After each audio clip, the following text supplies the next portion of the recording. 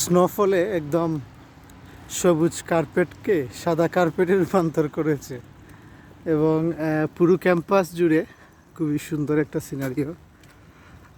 তাসকালুসা, আলাবামার তাসকালুসাতে শুধু নয়, সাউথে একটু কমই তুলনামূলকভাবে নর্থের চেয়ে স্নোফল কম হয়।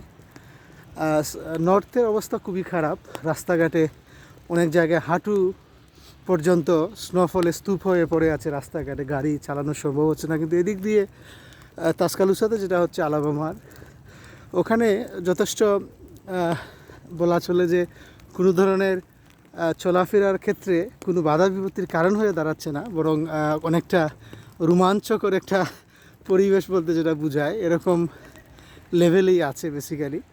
এবং ওই ঠান্ডার মধ্যে আশ্চর্য হচ্ছে হোয়াইটরা তাদের বাচ্চা কাচ্চা নিয়ে এসে ওখানে ছেড়ে দেয়। ওরা এই তুষারপাতের বিভিন্ন মাঝে মধ্যে চাক্কা পাওয়া যায়, ওইগুলো হাতে নিয়ে ওরা, আমরা বল খেলি যেরকম টেনিস বলের মতো চুরাচুরি, এরকম ওরা বলের মতো বানিয়ে ওরা খেলে আর কি।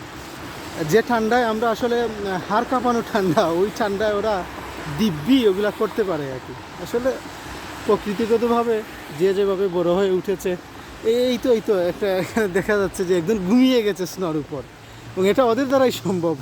এই ঠান্ডার মধ্যে এটা সম্ভব না। এই ঠান্ডার মধ্যে আমরা যদি এটা করি এটা এটা এটা এটা এটা প্রায় অসম্ভব এবং ঠান্ডা লেগেই যাবে। কিন্তু ওরা দিব্যি এগুলা করতে পারে। ছোটো ছোটো বাচ্চাগুলো কি অনায়াসে ওরা কি করে ফেলে।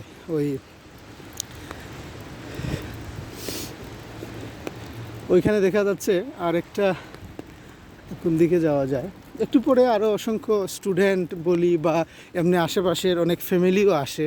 ওরা এসে কিন্তু এখানে খেলাধুলা করবে আগে। অথচ এখনও কিন্তু যে ঠান্ডা, অনেকটা হাড় কাঁপানো বলা যেতে পারে। আমি জানি না এখন ঠান্ডা কত ডিগ্রি, কিন্তু 4 হবে, 2 থেকে 4-এর মধ্যে হবে আর কি, যেটা আসলে খুবই কনকনে শীত যেটা আমরা বলি আর কি। কিন্তু ওখানে ওটা কিছুই না ওদের কাছে।